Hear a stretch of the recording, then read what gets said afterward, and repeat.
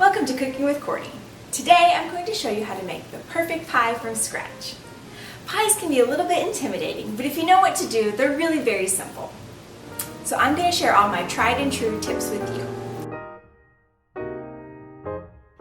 In a mixing bowl, combine 2/3 cup plus 2 tablespoons of shortening, 1 teaspoon of salt, and 2 cups of flour. Grab your pastry blender. If you don't have one, you can just use a fork. We are going to cut in the shortening, which means we're going to break up the shortening into the flour and create tiny little pieces. This is what gives the pastry its nice flaky texture.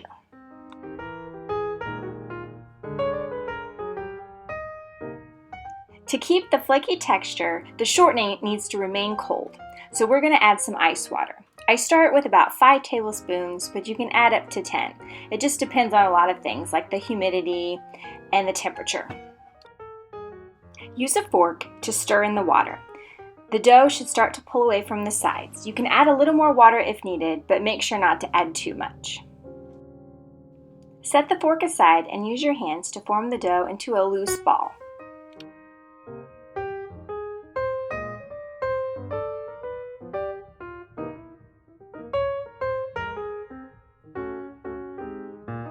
Pie crust is delicate, so instead of kneading, we're going to spank the dough.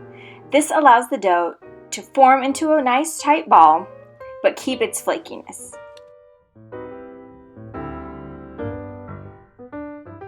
Divide the dough into 2 separate balls and set aside.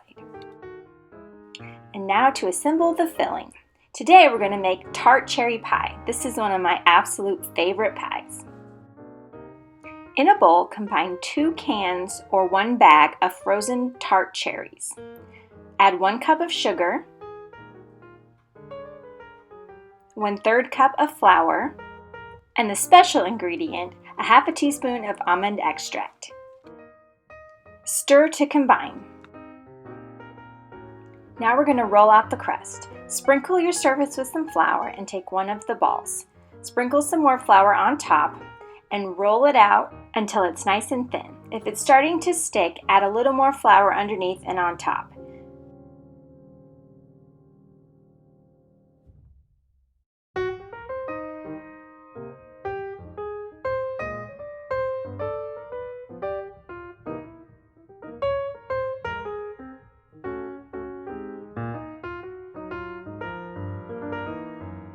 Place your pie plate on top of the crust just to make sure you rolled it out enough so that it will fit.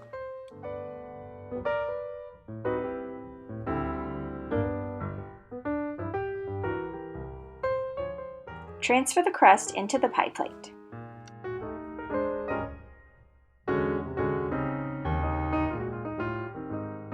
Gently press the crust down to the edges of the pie plate.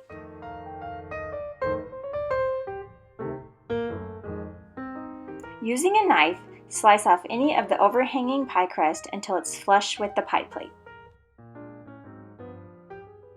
Then add your filling and dot with butter.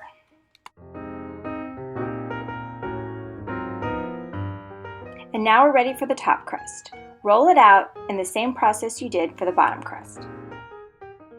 Now we need to cut ventilation slits into the top crust. You can do that with a knife, or you can use one of these fancy templates.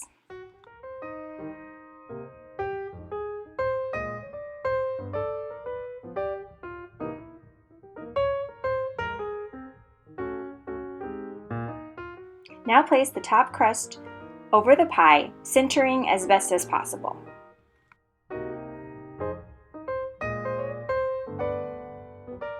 When trimming the edge of the top crust, you want to leave about 1/2 inch or 1 inch of dough hanging over the side.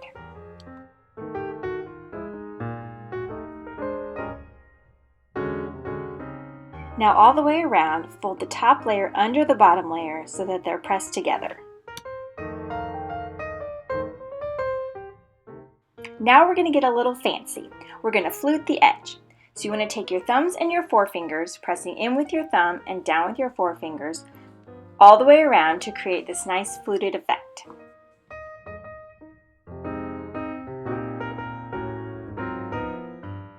Isn't that pretty?